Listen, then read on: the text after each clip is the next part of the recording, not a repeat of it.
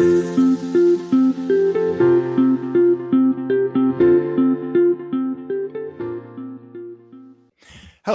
and welcome to T2RL Talks. And today we're going to be talking about the slow but steady progress the airline industry is making towards modern retailing, or OOSD, as we usually call it within T2RL.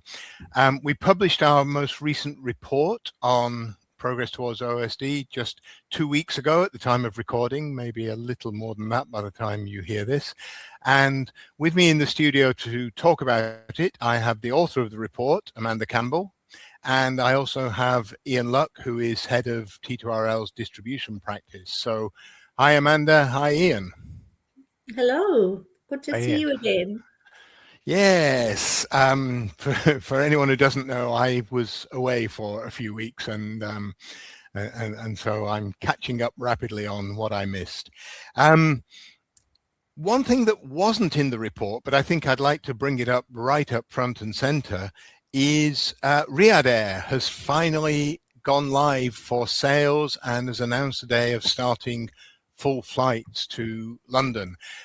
It's actually been operating daily flights for a while, but they've been very much in the spirit of just keeping its slot open.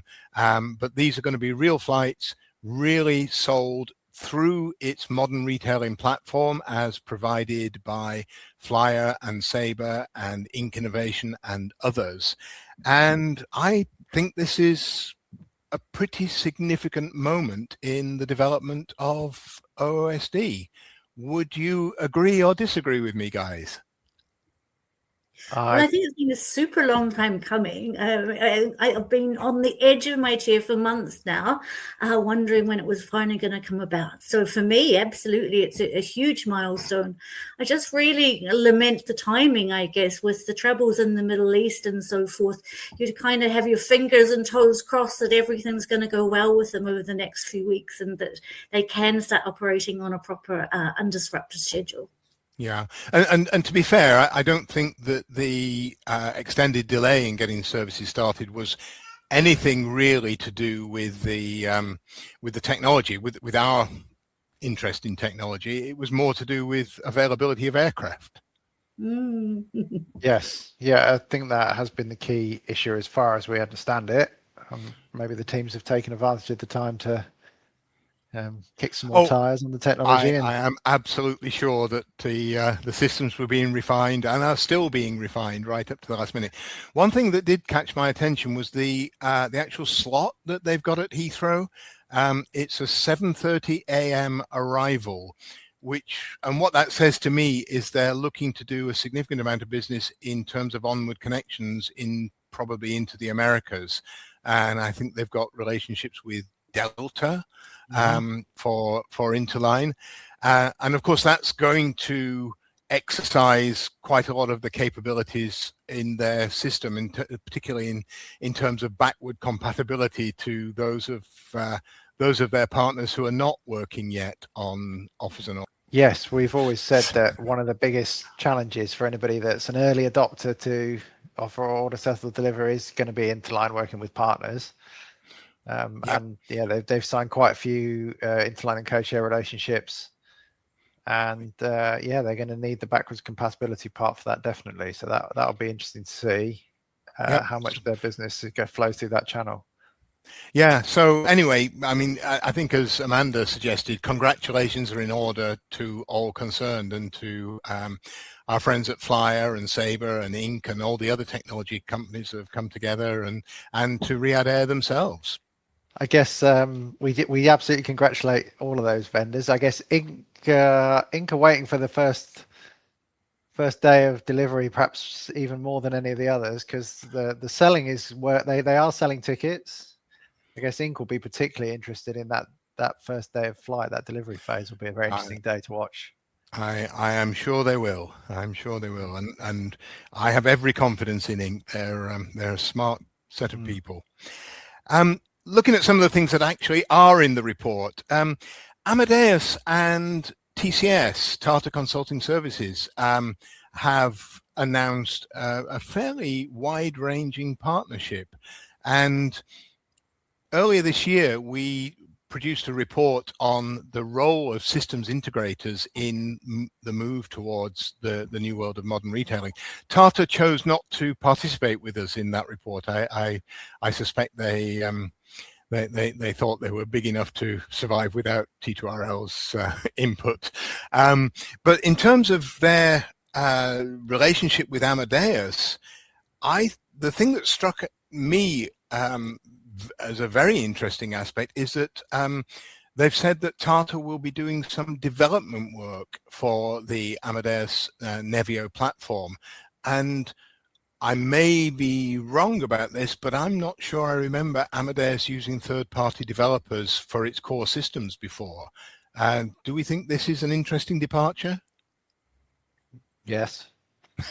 Work out what else to say about it. Yes, I mean, I think we all have thought that the change to offer order settle deliver is going to be big, and even for a big company like Amadeus, you know, if they end up trying to move a lot of airlines at once, they're doing development, their implementation, it's going to be a big lift. So we kind of see the likelihood that people like Tata are going to get involved, perhaps in working with Amadeus and Sabre and others.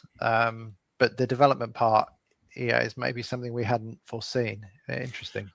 Yeah, I mean, certainly it's been one of the characteristics of Amadeus over the last couple of decades, really, that they place great store on their capabilities in development, and, you know, all those, I don't know how many thousand developers they've got down there in the south of France, producing really, you know, high quality product.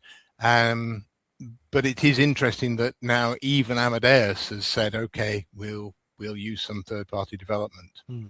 Yeah, definitely one to watch. Yeah. In terms of other developments on the Amadeus front, they've made a couple of acquisitions recently. The one that struck me as very interesting was IPS, which is a €1 billion plus acquisition of a company very much involved in biometric identity processes. And I think this is probably going to be very much tied in with the delivery part, the D of OOSD, and, you know, looking to transform the way that we work in the airport. Yes, and they've probably done more in the airport space than we talk about very often here, because it's a little bit separate to our kind of core focus and the airlines that we work with. But obviously there is a strong link in that delivery space, and the sort of next what Amadeus Nevio will do with delivery, no doubt, will be linked into some of the things that they offer. And yeah, it seems to be a real area of focus and growth for them. It is. I was in Atlanta a month or so ago, and for the first time ever, I was boarded onto my flight home using biometric process, using facial recognition, and I must admit it felt a bit odd not to have to produce a document or anything like that, just stick my face in front of a camera. But I think as we go forward, as these things develop, and certainly as now Amadeus has acquired all this capability, I think that will just be the smallest part of it. I think we'll be seeing an awful lot more of this stuff. Yep, absolutely. And it's not the only acquisition that Amadeus has made, Ian. No, that's right. We see lots and lots of news stories about people working either on joint ventures or acquisitions in the AI space. Amadeus has acquired Skylink, not as expensive as the acquisition you mentioned, but it's another example of key technology players kind of trying to boost up, whether it's partly news stories, partly technology capability, whatever it is. AI is clearly an important part of a lot of technology providers' growth stories. And yeah, this isn't one that Amadeus is focused on. Yeah, and of course that goes way beyond the airline industry. That's the big sort of business technology news story across all industries in 2026. There is speculation about how sustainable is this very rapid growth in AI associated products and services and stocks. But there's no doubt that it is the big story right now across many, many industries. Yeah. And interesting to see. I mean, AI comes in a million different flavors and use cases. Lots of airlines are using it and thinking about it for back office processes and things like that. And so indeed are travel sellers and travel agencies, TMCs, etc. It's a little unclear, I think. Still, we're seeing some early steps of kind of conversational booking technology, I think, is what Skylink's described as using, or agentic AI booking capability. It still seems quite early, but again, it's something that a lot of people are investing in effort in trying to establish. I think for me, it's all about kind of automating kind of processes that already exist, isn't it? It's about making things a little bit faster, maybe less resource intensive. I haven't actually seen anything that's blown my socks off, if you know what I mean. It's more like that they've put in either natural language processing or something that helps me communicate with the bot better. But I haven't actually seen anything that I've gone, oh my goodness, AI is going to take over the world. And I don't know if that's because airlines and the travel industry is a little bit behind what other industries are doing, or whether the technology really isn't there yet. I mean, you hear about AI technology being able to create and innovate on itself without necessarily being taught, how to behave. I've been through a few courses and so forth over the weekend, just learning a little bit more about it. And certainly what I saw and heard about on stage is not what we're seeing in development today. So just a personal note for myself is to figure out what that disconnect is all about. Well, I mean, I would put a question to you then, is have your socks been disturbed by AI innovation in any other industry or any other vertical other than travel? Not so much vertical, as in I haven't seen any other products that have really knocked my socks off, but I have heard of hardcore examples whereby AI acting on its I don't want to say own accord, but certainly with very limited human intervention, has done things like spun up businesses, that has created a GTM, go-to-market strategy, has started to execute that strategy. So yeah, maybe you're right. I mean, maybe it's not that we are behind in airline and travel. Maybe it's just, the world isn't there at the moment. But from what I hear, it's certainly quite different to what we're seeing on the ground today. Okay. I mean, one company that is very much attaching itself to the AI wave, if you like, is Sabre. And Sabre has announced a number of things. Just recently, they've announced a three-way partnership with PayPal and Mindtrip to create an AI planning and booking tool. I think that is as much about signaling to the market that Sabre believes AI is definitely a critical part of its future, more than anything very concrete yet. And I know, Ian, you said you've had a look at this collaboration, and so far at least it's baby steps. Yeah, I mean, I think a lot of this stuff is piloting and testing. And who knows, it may work for some users more than others. It may work for some people who are maybe slightly younger than the three of us, who knows. So yeah, I think a lot of it is piloting and testing, and I think it makes sense to put some things live and see how they work. You can change these things quickly. You've got to do that type of thing. I guess Sabre's also using a lot of AI, or at least that's what we understand, developing in their technology solutions for airlines. So yes. We Sabre is like Amadeus on both sides of the house for airlines. They provide a lot of technology to a set of airlines, as well as providing kind of distribution capability where they will do work with agencies, third parties, and others. So I'm sure we'll see use cases for AI in both. I think the booking, payment, and trip management stuff, which is what they talk about with this solution, is coming. You can make it work today. I haven't yet seen that it's changing everything, but there's so much potential. I don't think anybody really knows exactly where it's going to go yet. So we should be thinking about it and preparing for it. Ignoring it is not a good idea if you're a airline distribution or technology person. But it doesn't mean we know exactly where it's going to go yet either. Ian and I had a podcast there the other day. We recorded it with Surgeon from Air Serbia, and the way he was thinking about AI was quite interesting. He was looking at it in terms of distribution, and he was thinking that in our neck of the woods that we would be treating AI quite like meta search in the very near future, and that's where he saw like the immediate disruption taking place, which I thought was quite interesting. I mean, there's an argument that it's kind of super souped up meta search, much beyond what we think of today.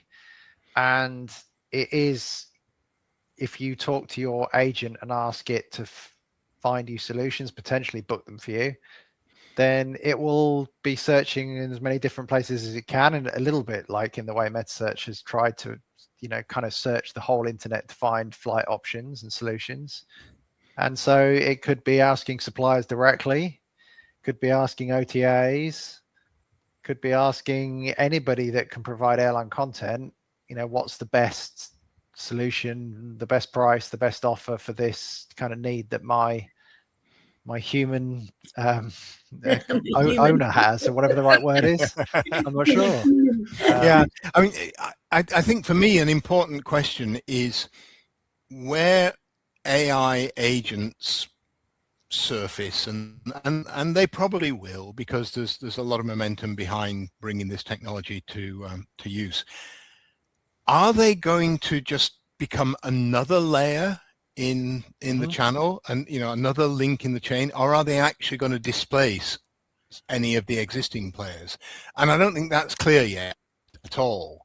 And as you say, I think we've just got to keep on monitoring what's happening in the industry and in the technology, and being flexible and being prepared to adopt things that are proven to be successful. Yes, no, I think that's right. And every player in the chain that we think about, airlines, OTAs, meta search engines, Google, who, a lot of search queries come to airlines via natural search today, other paid search, however they get there. Everybody's thinking about what AI will mean for them, how they can use it, how it can help them become, a more important player in the chain. And some people might win and lose out of it. I think there will be changes. Exactly how it all shakes out is a big question. So we would definitely encourage everybody, all our airline customers, to be at least kind of thinking and monitoring carefully. Yeah, and it's not just technology. That's something that we shouldn't lose sight of. The chain, if we're going to call it that, the distribution chain that starts from sort of ideation and goes through searching and into booking and so on and so on. There are some big financial flows between the players in those, and today the big winner is Google. Google is at the top of the funnel, and it's making money from lots of people through the chain. And I would imagine, particularly in the hotel space, somewhat in the airline space as well. In the hotel space, they are hugely, they make a lot of the margin on hotel that's sales. Right. Even though Expedia and Booking, often people book through them, actually a lot of the money ends up being paid to Google. Yeah. So if agentic AI comes along and starts to erode that flow for Google, I think we might see some interesting responses, because that's its core business, and it doesn't want to be usurped, I think. No, clearly Google has its AI Gemini option and other things, and it may replace itself to some extent. Who knows? Or will some of the competitors take some of that space? Is interesting. Yeah, I mean, one of the things that is happening very much in AI over the last few months, really, it's become prominent. And I note in our report, we call out that TP Connects has just added an MCP layer, Model Context Protocol layer, to its service.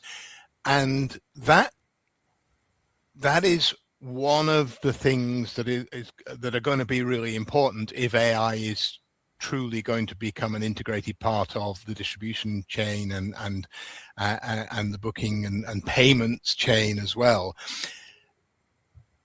Probably important to note that MCP isn't the only game in town when it comes to protocols for gluing AI into your environment. The best explanation, or the best short explanation I heard, is that MCP is the tool to use to allow agents access to data, to databases, to transaction engines, and so on. But if you want agents to talk to other agents, you need a different tool set. And the leading contender there is actually from Google, their agent-to-agent protocol. And, you know, it's things are moving so rapidly in that area that it's kind of hard for simple souls like us to keep up. But that's kind of our job. We try to do that. We try to keep up. Yes. Yeah, no self do better in that regard, Amanda. Yeah, I mean, it's clearly a changing environment. It's clearly different competing standards, protocols. There's people have got some of their own commercial interests partly. And I think a lot of it's PR as well. I mean, I have a marketing background. You know, you gotta have your share of voice. You've got to be front of mind. I don't know. I would hazard a guess that if you had shares if you were IPO'd and you had shares on the stock market, if you didn't sort of feed the airwaves with something AI related every few weeks, maybe your share price would drop. I mean, these things are very much all interconnected. Yes. Oh, yeah. And there are definitely examples of that. There are definitely examples of companies whose business is not even remotely technologically related, suddenly announcing that, oh, we're now an AI business, and the share price goes up. It's dear, did anyone say the word bubble? There are some of the signs of a bubble. I want to move on. I want to move on and talk about something that is absolutely not fully dependent on AI, and that's an announcement from Dohop. One of the big challenges in modern retailing OOSD that has still not been solved despite a decade now of trying is how to effectively manage interline relationships. You know, we've got IATA's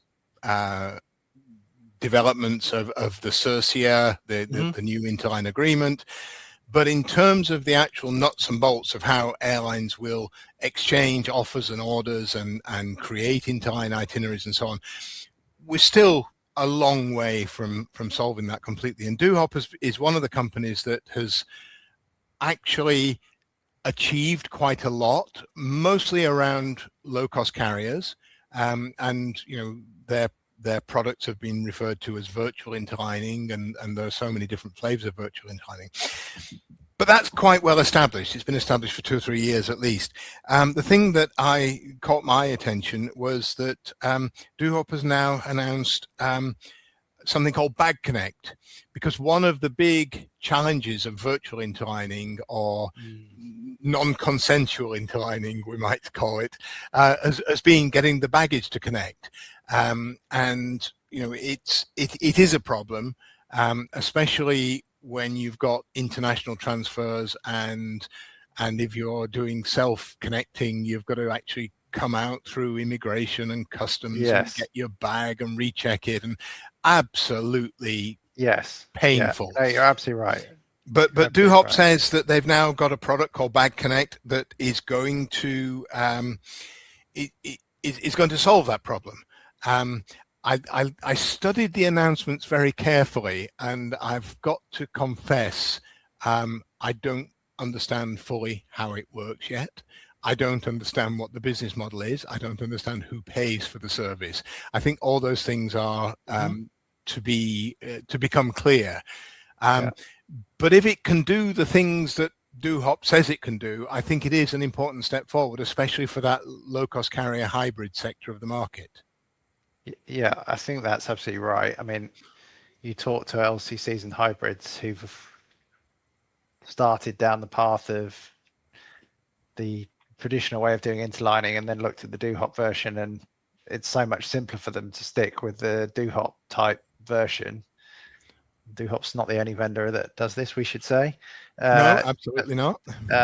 But yes, that's right. Whereas the baggage part has always been one of the most difficult issues. I mean, there was always the issue of, well, what happens if my flight's late? Do I get on the next flight? But DoHop and I think some others have sort of dealt with that via insurance products. You know, effectively the customer does pay a fee when they beyond the price of the two flights that partly covers the service that DoHop provides and partly covers some insurance, so that if they miss the connection, there's some money to buy them a new flight. So that part's been, but the baggage part has been probably the hardest thing to fix, I think. Yeah, and yet the infrastructure has been there for a long time. It's, you know, probably 15 years ago, I remember getting a flight from Australia back to Europe, and I flew Jetstar on the first leg up to Bangkok or Singapore and connected to Air France, two airlines that have absolutely no agreements between them, but the industry's baggage infrastructure did actually allow me to check my bag through from Jetstar to Air France, even sort of 15 years ago. So the infrastructure's there. It's a matter, I think, of marshalling it and organizing it and presenting it in such a way that people can consume it. Yeah, I think some airports were better at it than others. Some airports kind of really made a focus on this as being, you know, they wanted to promote connections between different carriers, so they focused on it. Whereas I guess where DoHop was trying to get to with some of its airlines is to make it more usable broadly. And it's very interesting, as you say, the sort of new interlining that potentially comes with offer, order, settle, deliver is still in the very early kind of pilot stages. As far, you know, we've seen some pilots between different airlines who are part of the same group, but we have not seen a lot of that yet. And NDC interline, in many cases, the airlines that offer it, it's all legacy interline underneath. Well, that's right. It's sort of out of the back entrance, really. It's, you know, the front end is NDC to the seller, and then out the back they're doing traditional interline. Yeah, and that can work, but it doesn't give you the new interline solution for the future. It's just that's right. The existing interline. It works. It stops the works being gummed up, but it's not really opening the door to some of the benefits that airlines are expecting to see from modern retailing. Because I think at T2RL Engage, which is coming up this year in September, I think we have a very interesting topic for a panel, and it's, are we offer obsessed? And, you know, I think that because offers are the key revenue driver for airlines, and that is the big business case for transformation, we do get too myopic on that topic. And probably there is a lot of innovation happening further down the track that, you know, would probably need a little bit more discussion and highlighting and celebrating and thinking about. So,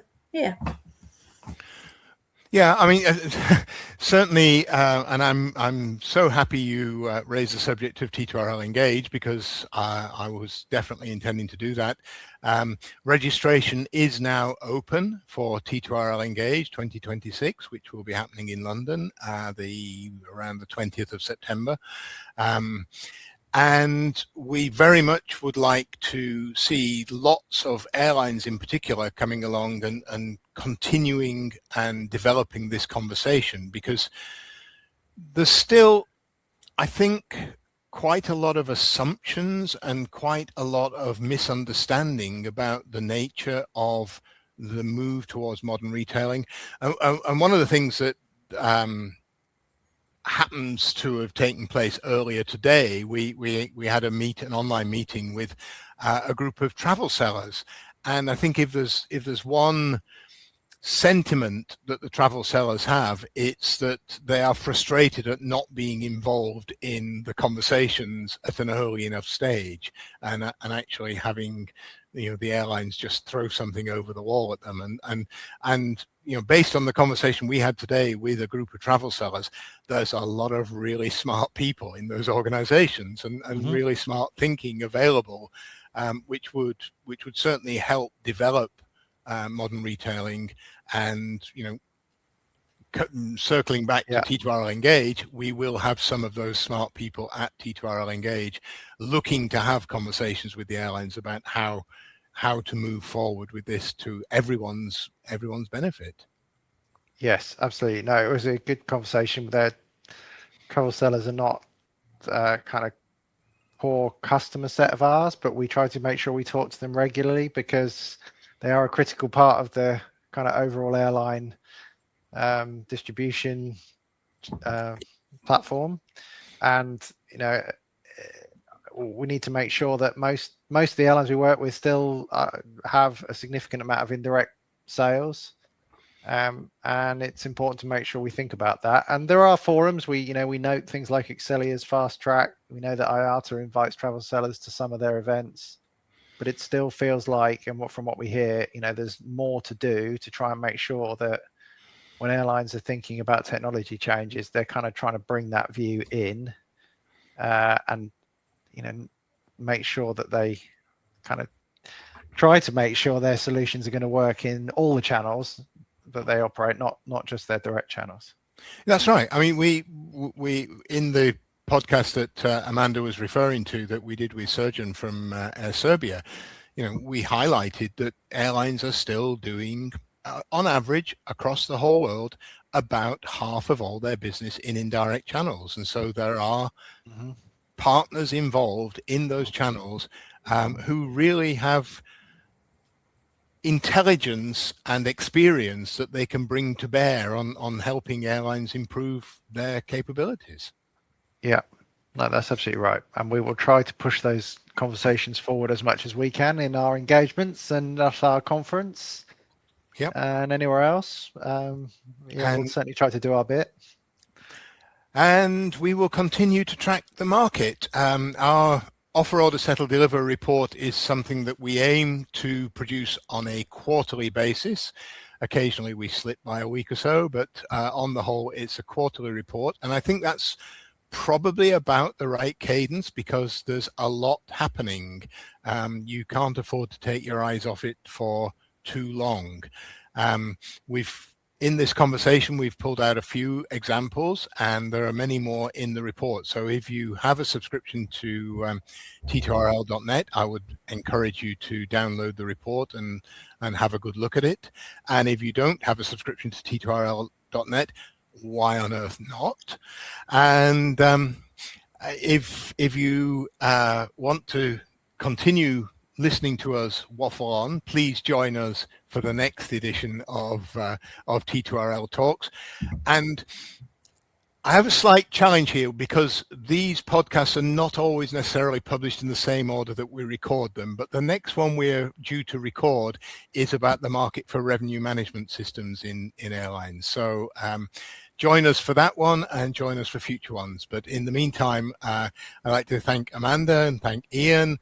And as always, thank you for listening and look forward to joining you next time on T2RL Talks.